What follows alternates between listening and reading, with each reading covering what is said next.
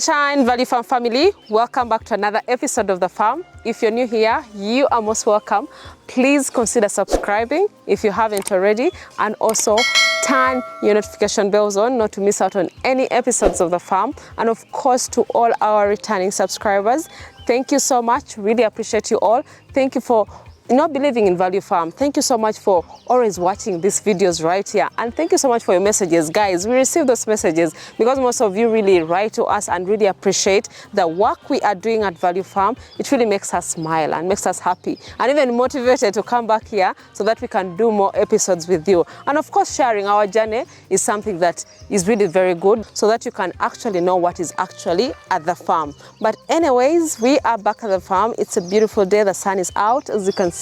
It's New Year 2025, and of course there are new farmers, there are aspiring farmers who have set goals to do something in this year. That's why we want to start with the basics of farming, basics of goat farming, basics of farming that we have at Value Farm as well. From the title, we are going to talk about building or constructing a goat shelter on a budget. Then of course we shall do other rounds as well. I want to show you guys what is actually happening at the farm and other things that you may know later on in this video. But I wanted to also at least encourage a farmer out there. We have received so many requests that you're really asking about housing for goat farming. Some of you have aspects that you want to really start goat farming, but you're really worried about housing. How are you going to begin? How are you going to shelter your goats to be safe enough? Of course, for shelter, you have to make sure that the house is safe for your goats. At least no predators are going to access your goats. Your goats are not going to fall sick because of the type of structure that they have. All those aspects are some of the things that you need to consider when you are going to build, when you're going to construct your shelter. And of course, which type of shelter are you going to look at? Something like this one right here, guys. This is a raised goat shelter, as you can see this, but this one is of course modern. This is something that for someone who has already learned this project very well.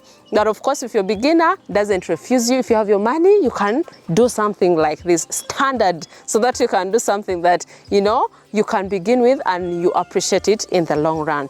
But nevertheless, when you start a simple way, you need to also make sure that the materials you are going to use on a budget, you're not going to break your bank, you're not going to spend so much money, you're going to use available resources, available materials that are at your farm as well. And what are these resources? What are these materials? Like the cut-offs of the trees. Tree cut-offs are some things that you can definitely use as timber for building your goat structure. When you're building this goat structure, protection of the goats is very important. Make sure that there's protection, but there's also aeration at your farm. Ventilation is very important as well. So those aspects will really guide you to determine the cut-offs or the tree cut-offs that you are going to use. Now, let's look at the floor of the house. If you're going to use, because most of the time we use pallets on the floor. Some, of course, use pallets from the cut-offs. Some of them just use maybe the eucalyptus trees at the bottom, but sometimes they also have disadvantage. If you're going to use eucalyptus poles at the bottom, they may be a little slippery, because when the goats are inside and they put the wastes and the urine, it may be slippery and your goats may be injured in the long run. But if you have these cut-offs that are well shaped and you put them on the floor and they have good spacing as well, remember the spacing is very important. So when you're having these cut-offs, make sure that at least you invest in a small machine so that they can be uniform. So the cut-offs or the rough cuts should also be uniform as well, so that you make sure that at least there are no accidents. The goats are not, getting in between the partitions, in between the sections of the floor as well, because remember, when you're building, you have to leave some spacing where the droppings are going to drop under the house. So make sure that the partition or the cut-offs are good enough, so you can use that, which is really very effective, which is less costly as well. Then you can also invest in iron sheets. Iron sheets is just something for shelter above the house, and above the house, this is to prevent maybe natural hazards like rain, or even still, if you have your animals protected in the night, you have to put a roof on it. And of course, where are you going to buy these materials from? At least buy them from your locality. You don't have to really travel so far away so that you can access these materials. Make sure that the iron sheets, the nails you're going to use to put together the house are just built from your locality, are bought from your locality as well. The most important things in summary: the cut-offs of the trees, you can use eucalyptus as well, you can use the iron sheets as well. For the wire mesh, you can have a wire mesh, of course, which is very important because that is good for aeration as well. Because if you don't have aeration in your goats, then that means there's easy spread of diseases amongst the animals if they are really confined in one space and there's no breathing space as well. So make sure at least the wire mesh that you get, it is simple. You can get a smaller gauge for the beginning so that you can be able to use at your farm. Then also, of course, building it on a budget. It really helps you if you build something like this on raised, which is raised a little bit. Even if it's with the cut-offs, when it's raised, you're going to really help people who are going to sweep clean the house as well. And sweeping is very easy when it is a raised house like this. So that is cost effective and something that you can definitely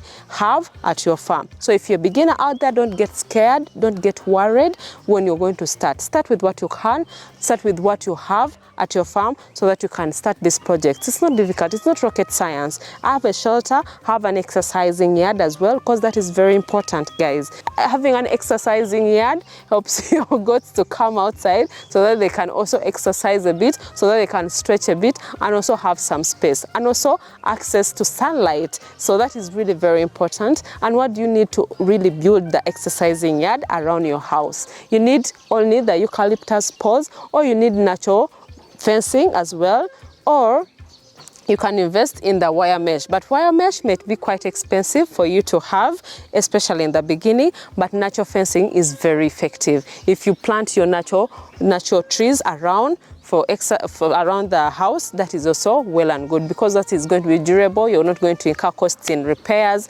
as well. When maybe the wood is going to rot, that is not going to be there. So I would really advise you, for it to be cost friendly, you can start planting your natural boundary so that the exercising yard is around the natural boundary as well. That is very important, guys, because you want you guys not to really break the bank to start these projects. I don't want you to really run away from projects because you feel it is very expensive. Yeah, leave your comments down below what you think that I've really left out as well. Anyways, guys, that's what I had for you for this. Let's go and check what is really happening inside our goat house today so that you can see what exactly is there. Guys, let's go.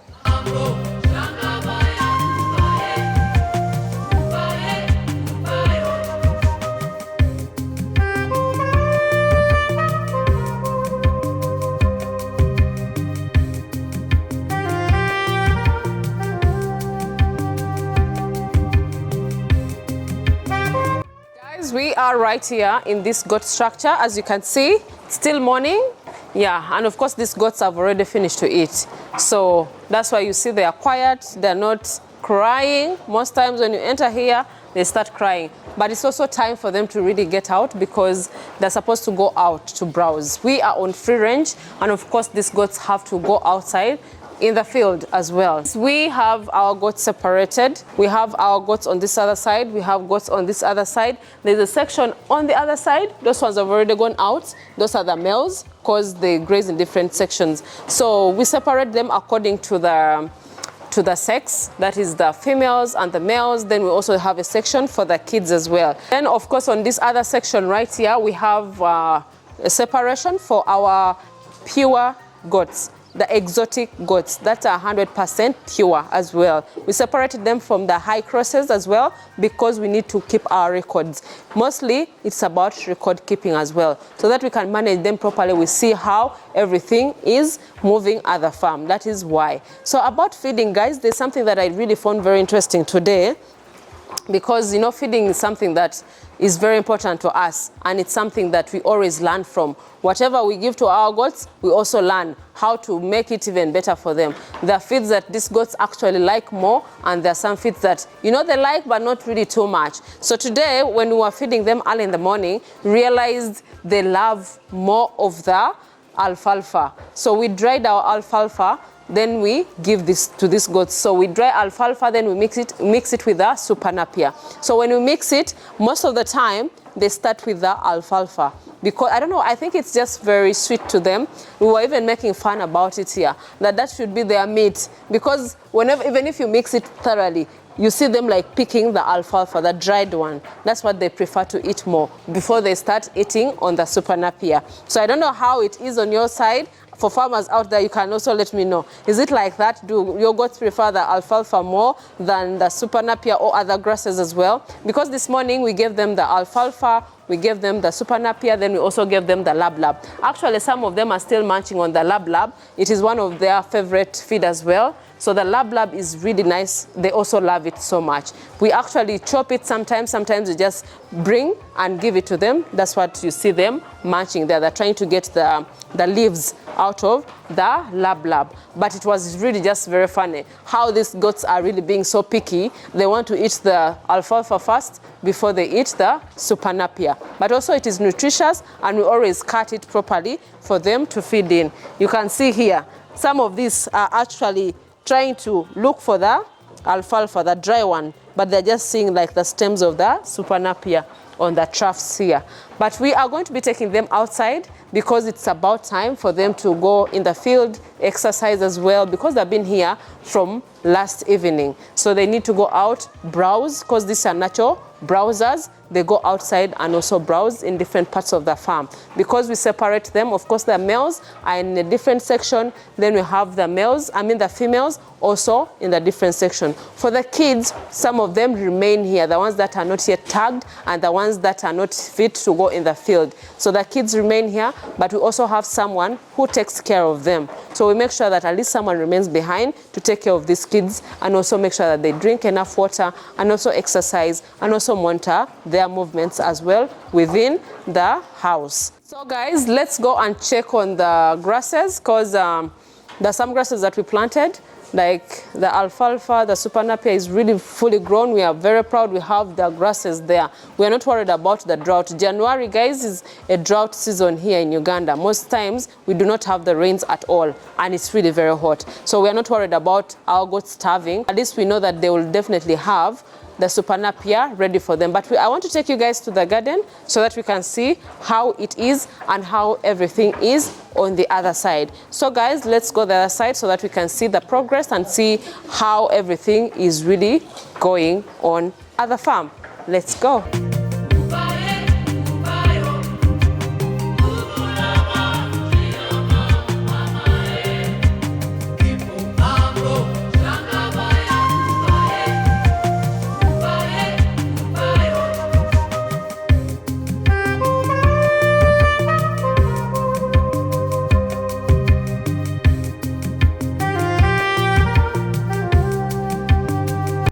Right here having a snack. You know, in the farm, the fruits around the farm are the ones that we eat like for breakfast. So this is my breakfast, guys. So before we go to the next part of the farm that I promised you that I'm going to show you, I had at least a snack. One of the workers gave me a snack here in the morning. So this is a jackfruit, for those who don't know. I know some of you don't even understand what this is. This is jackfruit. And it's a fruit that we enjoy in Africa. It is edible, very sweet, nice one. I like it. Why eating with a bag? You guys may be wondering why I'm eating it with plastic. It's because of the sap. You see the sap here, the white things? I don't want it to be on my hands at this point because I have so many things that I'm handling at this point, so that's why I'm using it. But excuse me, I'm supposed to be using my hands to eat this. And I'm just not ready to wash my hands right now. Guys, as you can see, done. I was really very hungry. You see how I finished all this? What is that? Whew. These are the seeds, guys. It actually has seeds. So these seeds here, if you put them somewhere in the farm, they can grow into a whole tree. So this is what you plant, these seeds you see here. Yeah, so guys, let's go so that we can see the garden and we see what is actually happening that side. Breakfast is done.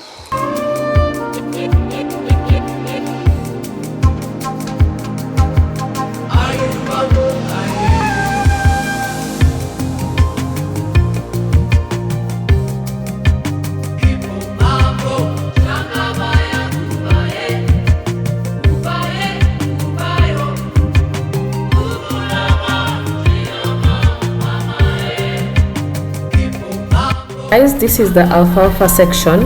Yeah, so we love the progress of the alfalfa, and actually we have cut this alfalfa like 2 times. It is one of those grasses that goats actually love. It's their favorite so far from all the grasses that we've given to them. And of course, with the high protein content in this alfalfa, it's very important for your goats. So if you're a farmer out there, make sure that at least you plant some alfalfa in your farm. We have cut this section, as you see. I was trying to show you.